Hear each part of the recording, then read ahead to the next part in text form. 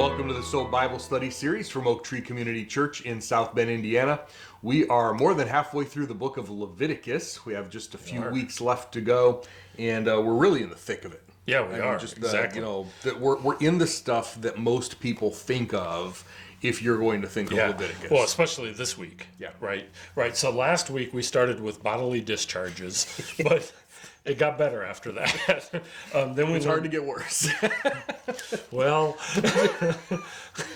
after a couple of weeks of that. Yeah, right. But we learned about the Day of Atonement. And it was to be a yearly dedication where the high priests are actually delivering a sacrifice for the whole nation of Israel. Yeah. And kind of a cool thing. And then we talked about sacrificial animals, and then there was part on sex in there. And what's kind of odd is Leviticus is the laws. We haven't seen we've seen some laws, but we haven't seen like a whole bunch of laws yet. It's not what most people expect. There's a lot of explanation. Expecting like Proverbs, law. Yeah. And some of it is like that, but it's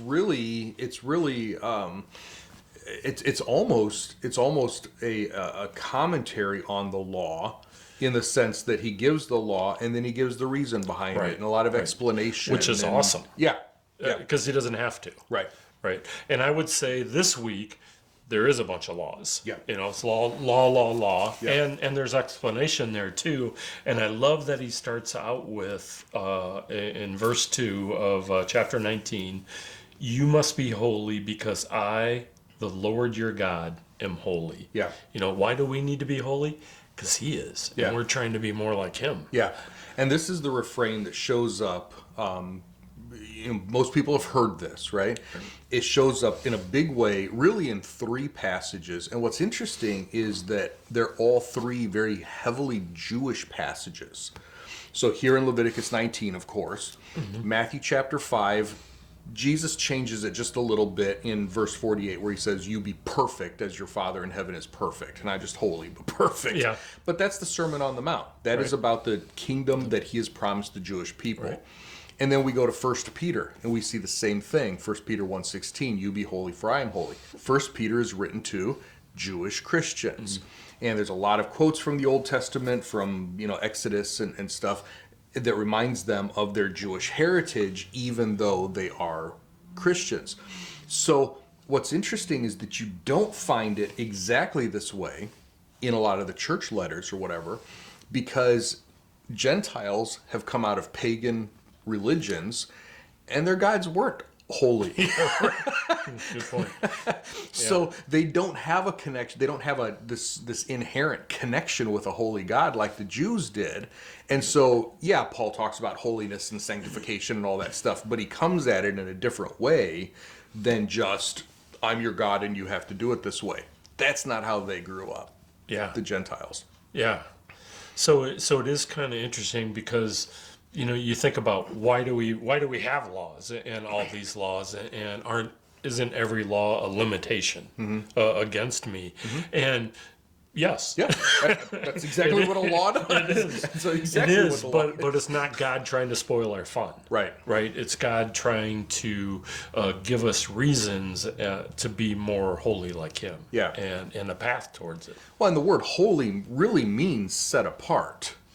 Okay, and he's telling the people, you're going to be. Remember, we're sitting at Mount Sinai right now. Yeah, they don't have anything. They haven't gone into the land of Canaan yet. But when they go in, there's going to be all these pagan nations, these pagan tribes, and God says, I don't want you to have any part of that. So I'm going to set up boundaries right now that are going to make a separation, make a distinction between you and them. Right. Yeah.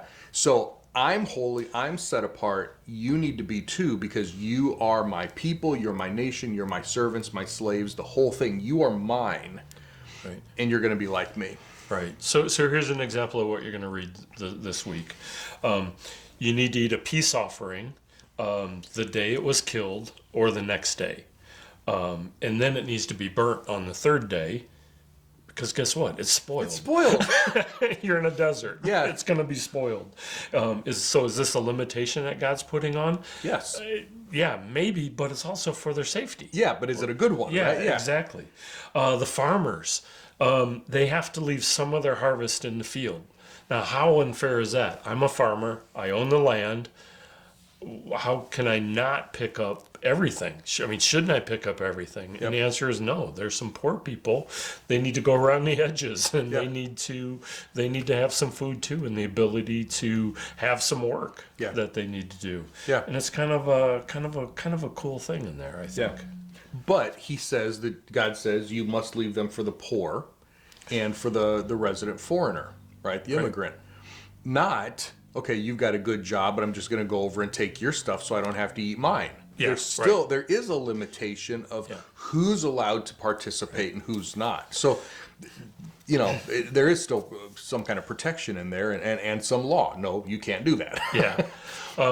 There's one, because not all these are clear cut, right? I will always say I want a list where I can say yes, no, and click things off. And if I actually get it, I'll probably hate it. Yeah, but, right. Here's your list. Yeah. Right? You must not stand idly by when your neighbor's life is at stake. Yep. That's an awesome rule. Yeah. But now I have a million questions, right? Well, how much time do I have to spend? Yep. How much money do I have to? I have to spend my money on my neighbor. How much? Right. $5, 500, 50,000. Here's what's interesting. Is it possible? And I'm asking, right? Is it possible that Jesus had this in mind when he tells that well-known story of the Good Samaritan? Maybe. And the Samaritan is walking by. The priest walks by, the Levite walks by, and they don't do anything. When the law says you can't stand idly by when his life, and the dude's life was in danger, and a Samaritan that, as soon as he said Samaritan, everybody's booing and hissing, But he actually, you ask, how much time, how much money? He takes him to a motel. Yeah. He spends, spends the night with him. I'll pay, I'll come back. the medicine, the whole thing. Right. So did Jesus have this law in mind when he was, because he said, the question was, who's my neighbor? And, loving your neighbor as yourself. That's this section. Yeah. Well, it fits in with, we have all this food, right? Instead of one person getting it, now we have some poor resident foreigners being able to get the food. Yeah. Now we're taking care of, brotherly affection is now more important. Yep. I mean, these are just some great rules. And what's interesting is that they still, let's go back to the poor and the resident foreigner. They didn't go stand in a line for a handout. This wasn't socialism. Right. Yeah, there was work. Right? They had to go collect it themselves. Right. It's there for you, but you've got to do the work for it. Right? No, you didn't. It wasn't your seed. You didn't have to plant it. So we use terms like safety net and stuff like that today. So there's a safety net, but they still had to work for it. Right. So in chapter 20, we get into sin and penalties. And for some of the bigger crimes, there's a death penalty. Yeah. Right? Stoning by the people. Yeah. So God will take out a man and his clan. Yeah. In some cases. And some sin requires burning. Yep. Too going on here. So is this fair? Yeah. I set him up a little bit.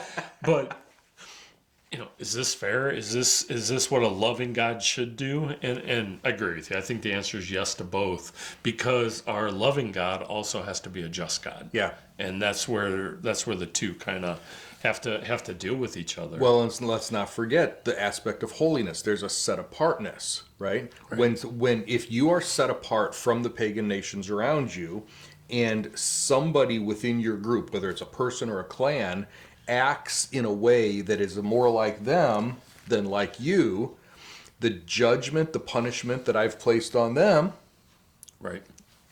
is the same. Is the same thing, right? So if that's the side that you want to be on, you're going to get what I've already determined for that side. Yeah, I would say too, he also establishes the rules up front. Yeah. Here are the rules, here is the penalty. Yeah. It's not like they didn't know. Yeah. Right. Yeah. Right. So what's interesting about that is that there are some people who, and I know you've heard this, all sin is the same in God's sight. Yeah. Right? Well, one sin puts a wedge between.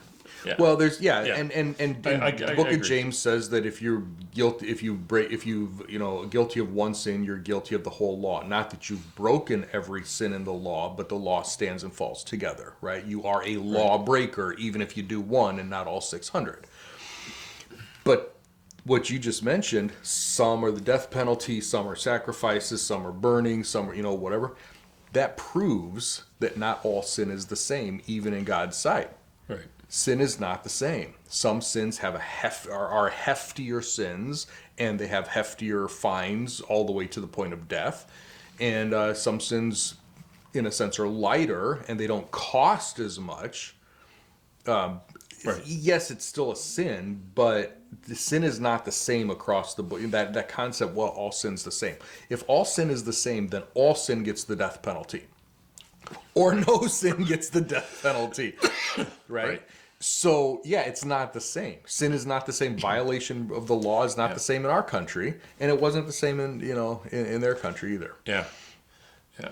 So it's kind of interesting. We got into personal rules and laws, and now when we get into chapter 21, we move back into priests and more rules for them. So we're kind of doing this back and forth thing. And again, some of these were to distinguish the priests from the other nations. And priests are not allowed to defile themselves around dead bodies, except for immediate family, right? Which makes sense, and there's a concession there, and that makes sense. And then don't mutilate yourself, which also makes sense because the pagans that did live there, that's exactly what they do. Tearing their clothes, mutilating their bodies. Cutting themselves in worship. Or, for their gods.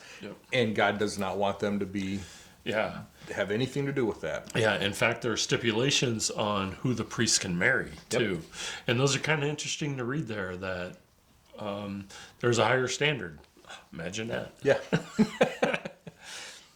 Well, let's not forget, the priests... Some people think that the priests were to represent the people to God. And that's not true. It was actually the other way around. They are the representatives of God to the people. Right? And so if they're supposed to be God's spokesman, God's representation, the arbitrators of God's law, then they need to be, if I can put it this way, more like God than everybody else is. The people are coming to them because they're the ones standing there in front of God. Right. So an interesting way to end the chapter here, and especially in today's world, some physical defects in the priest would eliminate them from some responsibilities. Yeah.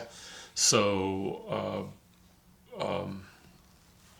kind of anti-today. Yeah.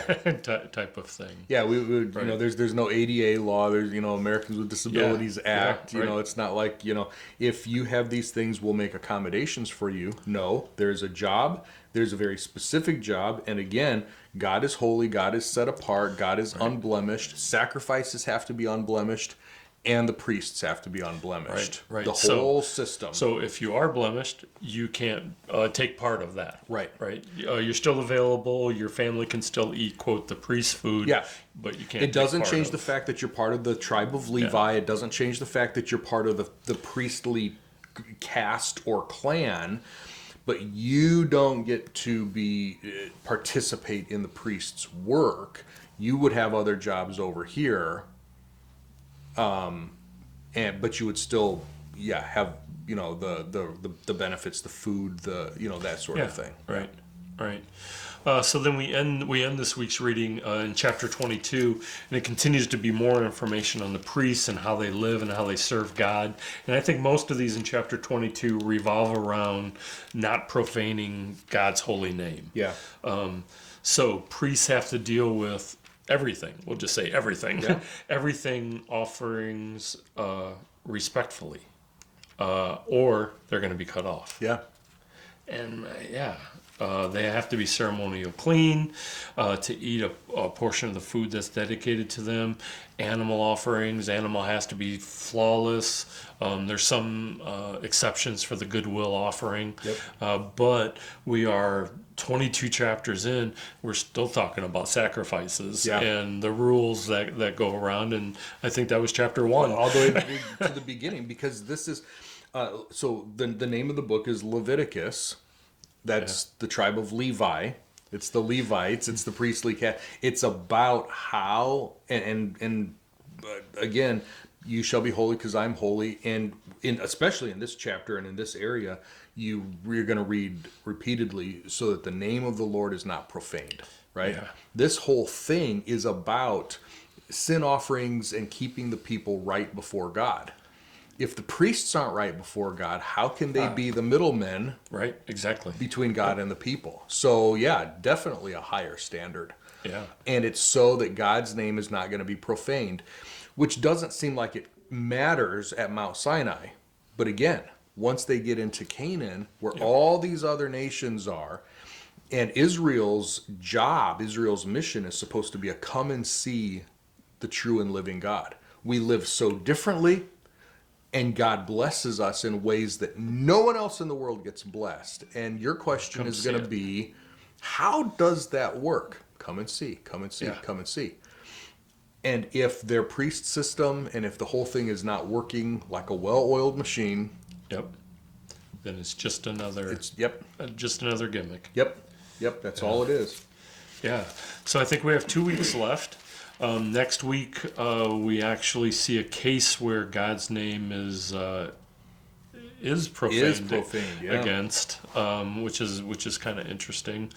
So we still have more laws to talk about and more conditions to go through. Yeah. But we're getting to the end of it. Like you said, 2 more weeks. But yeah, still some good stuff left. Yeah, exactly. So, yeah, obviously with 4 chapters or whatever, we couldn't get into every little detail, but 4 or 5. But read through it slowly. This is here's a little bit of a hint. This is the section that everybody wants to quote about tattoos. So read it in its context. You'll see that that's not what it's about. Mixing clothing, that sort of thing. If you have questions, let us know. Comments, let us know. And we will be back next time to pick up with some of the really important feasts, actually. Yeah. Come up in next time. So you'll really enjoy that. Yeah, the holidays. So you'll enjoy that. We'll see you next time. Bye.